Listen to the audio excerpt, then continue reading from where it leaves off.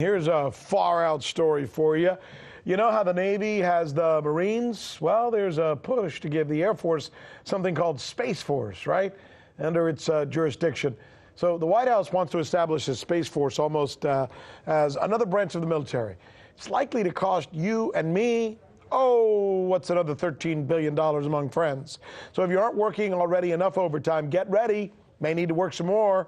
Our job as journalists and as Americans is to ask, what's this really all about?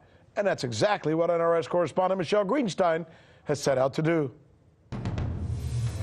The Pentagon is launching two studies. One is of space-based lasers. It wants to find out if satellites with lasers can disrupt enemy missiles. The other is of space-based neutral particle beams, which is a form of energy that can disable missiles with subatomic particles. Now, these types of weapons can be used to blackmail other countries and make the threat of a first strike more credible. But these weapons can also make the U.S. capable of launching missiles onto other nations without the possibility of them retaliating because the U.S. would shoot their missiles down.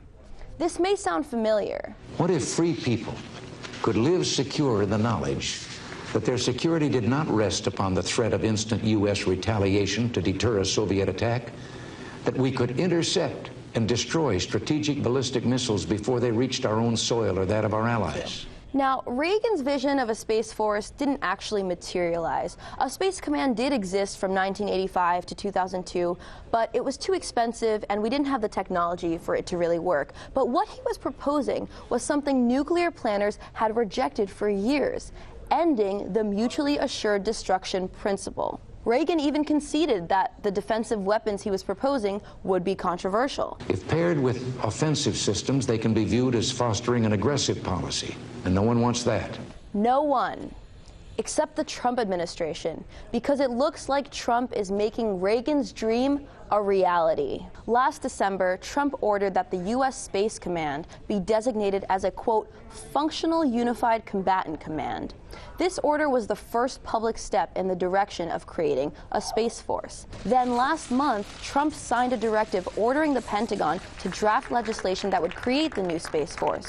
Today, I'm thrilled to sign a new order taking the next step to create the United States Space Force. It's going to be a very big part of where the defense of our nation, and you could say offense, but let's just be nice about it and let's say the defense of our nation is going to be. Take a look at what he said at the Pentagon when he was announcing that this budget would invest in a space-based missile defense. We will recognize that space is a new warfighting domain with the Space Force leading the way. We will terminate any missile launches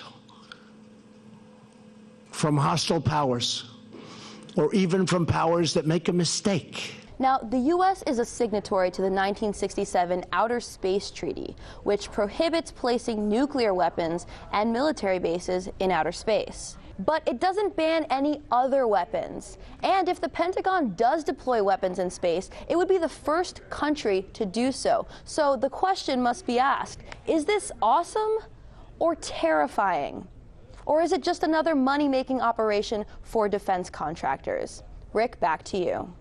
I'm Rick Sanchez. You found us on YouTube, and that's awesome. But you know what? I'm also live every night at 7 and 8 p.m. Eastern on DirecTV and Dish and cable and satellite, the RT app, and Pluto TV.